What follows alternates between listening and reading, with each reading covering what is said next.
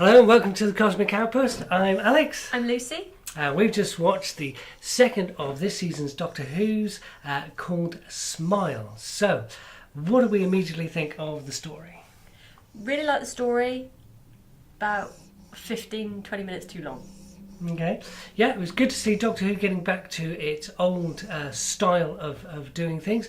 Unfortunately, it was exactly the same as a previous episode of Doctor Who. But let's look at the story element first. It's nice to see the Doctor Who story. It was great. We had Doctor turns up. There's a mystery. He solves it. He does some really good channeling of Tom Baker in this episode where he's explaining the exposition to us. He then comes up with a solution, but that solution is Wrong. Not at first what it seems. Then he discovers a new life form. We're introduced to a thing in stories, a technique called foreshadowing, and also we have an unfortunate thing which is known as a MacGuffin. What was all of that? Well, in a story, when you need to show what's going to happen to your heroes, you have it happen to, commonly referred to in the trade as a red shirt.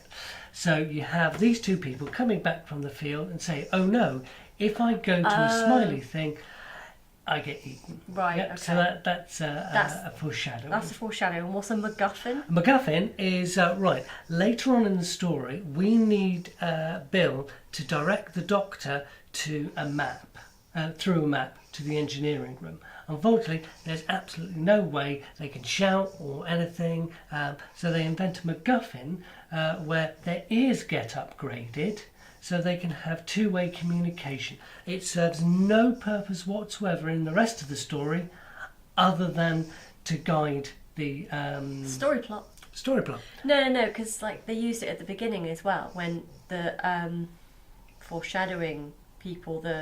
What were they called? Yeah, the colonists. They weren't called colonists. Mm.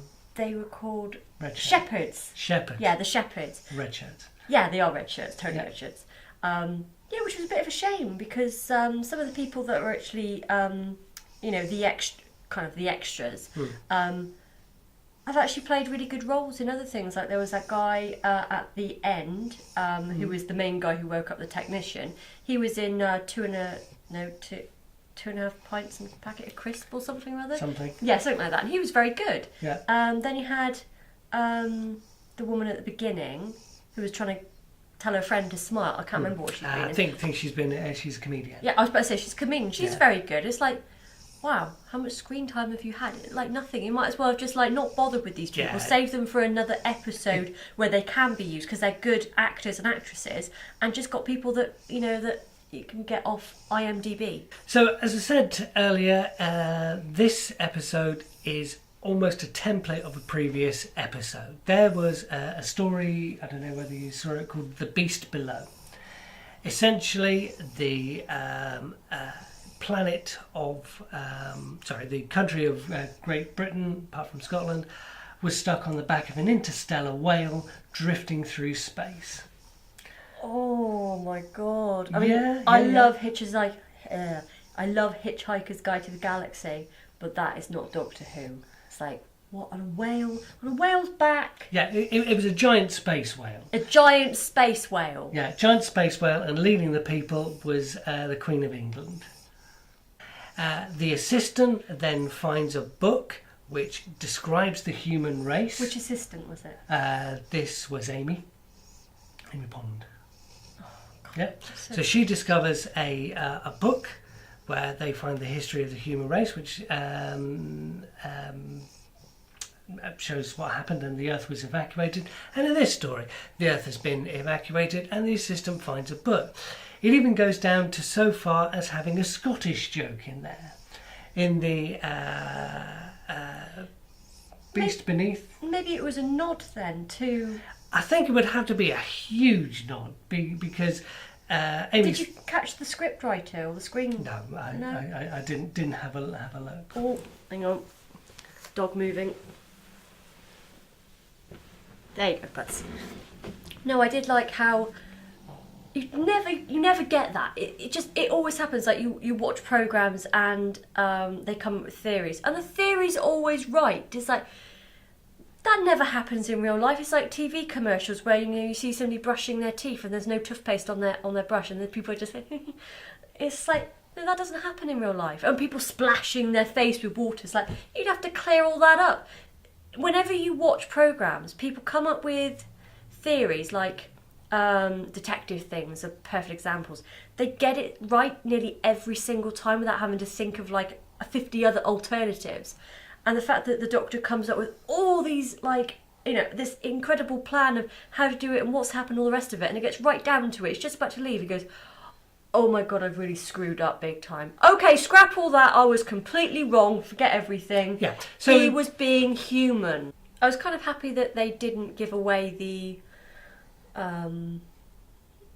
promise that, they addressed the promise that the Doctor made to somebody that we don't know, and Bill asked about that, and he was absolutely Peter Capaldi vague as you like, and I really liked that, because I was like, oh God, they're going to address that already, just like, we're going to find out already, a nice big Easter egg, but no, we don't. He was just all vague about it, so we'll get back to that eventually, which is really good. I like that. Yeah, so it's touching on the story, building it up a little bit more.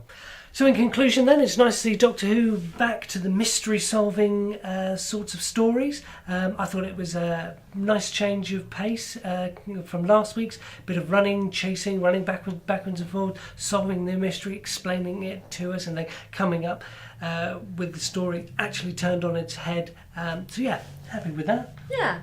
I mean, I think it was better than last week's as well. It's still not, it's still not up there with, this is now Doctor Who, this is what it's supposed to be. I think it's got a little way to go. And as I was actually speaking to people about this today, I do think, in all fairness, that the writers are letting, the show down a little bit, just with some of the stories. There have been better stories, and like I've said before, Peter Capaldi is really fantastic, and I really love Bill as a companion. They just need to get the writing down, really, really pin it down, and I think it will just be spot on. They've just got to get it down, but I realise there's time, there's money. You just can't have everything. Sadly, that's what happens when you've got a very popular TV show. But it would just be nice if they just had a little bit of extra time. I don't think money would even come into it. I have no idea. But just that little bit of time, just to really pin down that script.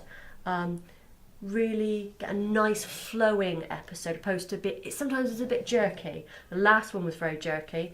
This one felt less jerky, but kind of backwards and forwards a little bit, like, oh, okay, we're here and then we're there, but much better than last week. Just need to really hone it in, and I think we'll get a good season out of this. I'm hopeful. I'm really hopeful now. Hopeful for a good season. Yeah. So thank you for watching The Cosmic Outpost. I've been Alex. I've been Lucy. And we'll see you next time.